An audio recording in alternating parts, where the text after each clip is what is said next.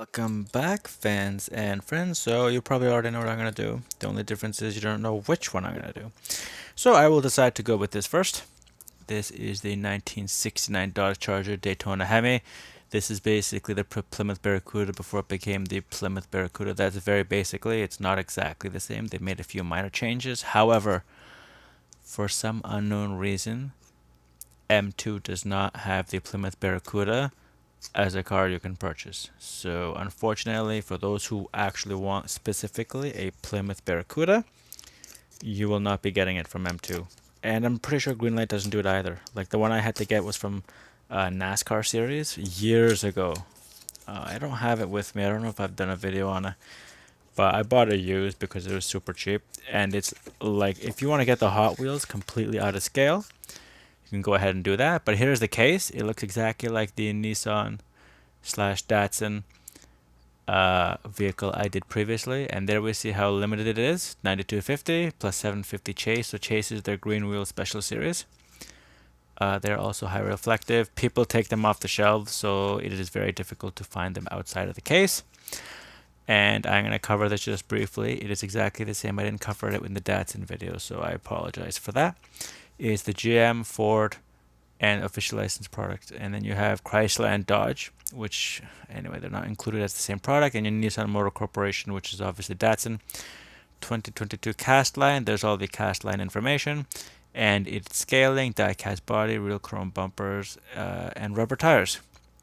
So I'm hoping that this Dodge Charger in its Shark Attack motif will not have any of the rubber tire issues. So the one issue I will bring up quickly with a lot of these cars by M2, recently especially, is they have the drag type rear tires. And it just doesn't do it for me. I actually don't like those type of tires. And the other thing too is that this car does not have the rearview mirrors on it. So why is that an issue? Well, the Datsun 510 has it, and it's external. When they make them, they don't make it as a one piece on the body. So they literally glue them in there, and they can do it for that car, but they won't do it for this one. So the main reason for me for taking it off the base is I want to show everybody the engine and the underside without hopefully damaging the rest of the vehicle. Because it's your stuff. If you want to damage it, go ahead and damage it, but I don't want to damage my stuff. So I will start quickly with the front. We can see the clear contrast into the cabin because the windshield is nice and readily done. I don't know if that's a defect because it is evenly across the front, plus there is a gap on either side, so it's probably just the front windshield. We have the hood tie downs. It says HEMI, nice and big lettering. We saw a very similar version of this, if I can find it. And I know this is going to come as a shock, but on another Dodge Charger, because this is a 1970 Dodge Charger from Greenlight, and this is a Dodge Charger Daytona, which was their NASCAR, their aero version of the vehicle. For NASCAR, I already covered it. I don't need to repeat it. There's the exhausts too. They're not inlets. They're just stamped over. We move to the side. We have the shark motif, number 69, because it's for the year. So the Datsun 70 obviously had a 70 on the side. M2 Machines, there's the Daytona. And the Daytona, though, because of its red coloration, obscures the indicators for the rear. And here's the wheels I was talking about. So these ones happen to be done well. Because this is made a little bit skinnier to accommodate the large size of the wheels. So I will get to the underside a little bit later. There's the rear end of the vehicle. So it is kind of hard to see because they are inserts into the base and they are in dark red. But we can sort of see it's not even there. It's not a huge issue, but you can sort of see how this one is done and then this how it's done. Nothing on the license plate. There's the two exhausts. The gas cap is right there, done in black to contrast with the rest of the green top, the olive green top, it's in military camo, for those who don't know. And then the Captain B body across the back windshield. There's Captain B body as well. We have the nice looking seats and steering wheel inside the cabin. Once again, 69, shark mouth, the eyes. There's the indicators for the front. And so with that, just the top, we move to the bottom. Here we have 1969 Dodge Charger Daytona, FCA finally, US LLC to 2022. And obviously the cast line made in China and everything else, transmission, differential, this is rear-wheel drive car. And you can just see how different the front wheels are with the back wheels. I actually do prefer the matte black and not this. It's a little bit shiny. It's not terrible, but it's not as good as. And there's a difference. If I don't like it as much, then I don't like it as much. So, what do I have left to cover? Well, this is a deluxe, and so often what M2 will do with their deluxe is they will give you a fight to open the door on either side. So you can see I have to go inside and loosen. So what's happened here is there's a pin that runs from the top and the bottom, and it's really tight on the one side. You can just see the difference. That's just an M2 thing. They've been doing it for a while. The other thing I have to do, and with M2s, because of just how tightly I was fighting those doors, you can only imagine trying to pop the hood, how bad that's going to be. So what I do, and I don't recommend people using knives for this, so don't use this and don't use this. Why? Because that tool steel is 100 times harder than the die-cast zinc aluminum used for the manufacture of these type of things. So unless you, like I said before, if you want to damage it, you can go ahead and damage it. If you don't want to damage it, then just be patient. So fans and friends, I apologize. Usually some of these M2s, they don't want to open. So what I ended up doing, and you can do this too, it won't damage your vehicle because that's what screws are made for. But what ended up happening is this screw here, I just popped it out of the front. So I brought up the scissor of the opening this car. That's where the screw goes. We saw on the underside earlier. This hole and this hole is for the base. So it is not involved with taking apart the car. So why I had to take apart the car is because the hood was made extremely tight to the body of the vehicle. And you can just see what I did there.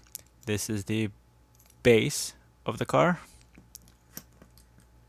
And then here is the body of the car. And what you would do is, you see there the two bars for the car. You just push that and the hood opens like that. So there you have it. And this is what I was talking about, the M2s. See, there's the gap for the front end.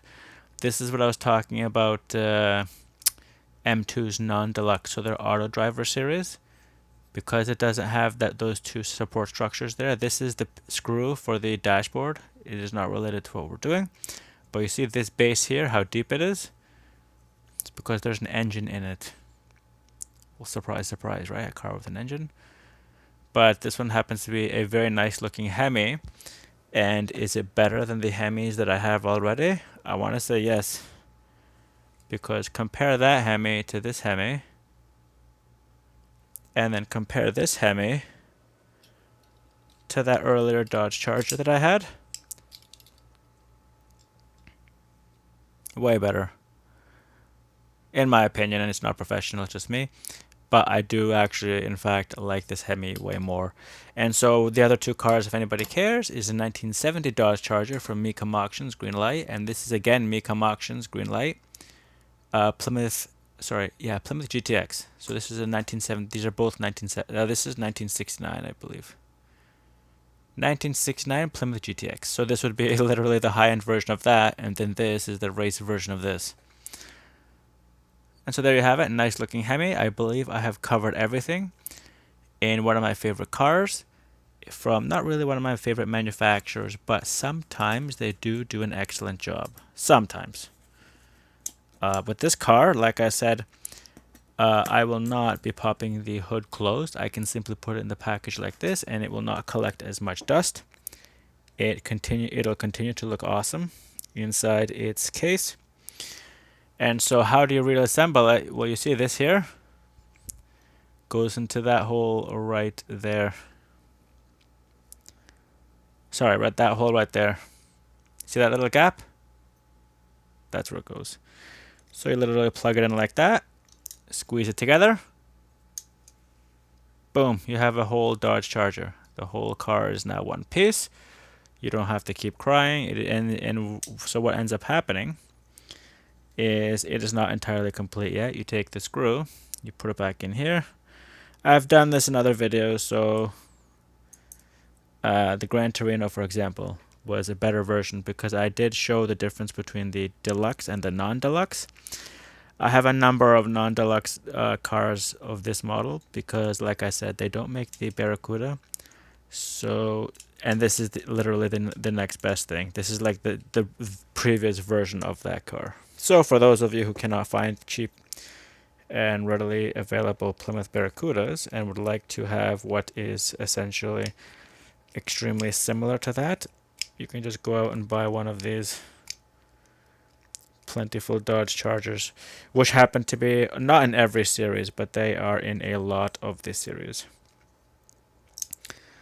Oh, I shut the hood, so I lied about that too. Anyway, I will just do the roll test.